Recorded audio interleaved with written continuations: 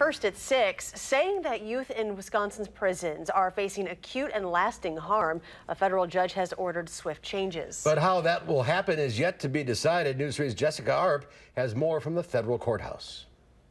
In a ruling from the bench inside the federal courthouse, Judge James Peterson told attorneys that solitary confinement procedures at Wisconsin's youth prison were worse than that faced by the Unabomber and ordered changes.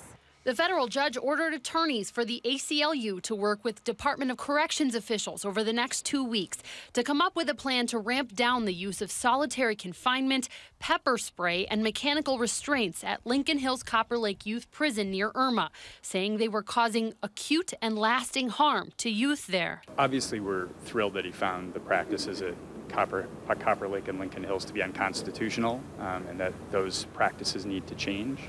Judge Peterson also blasted corrections officials in court, saying they showed, quote, callous indifference to the harm inmates were suffering, some spending up to 70 days in solitary, and questioning whether the top 2 officials in charge could reform the prison. How confident are you that they're going to be open to making some of the changes that you would want to see there? Well, I think given the court's ruling today, they really don't have a choice about making changes. The question is, how quickly can we get those changes made, and how responsive they're going to be to doing it in a good way. A DOC spokesman said they'd been working to reform Lincoln Hills and look forward to using the next 2 weeks to further these efforts, and said the secretary has confidence in current leaders.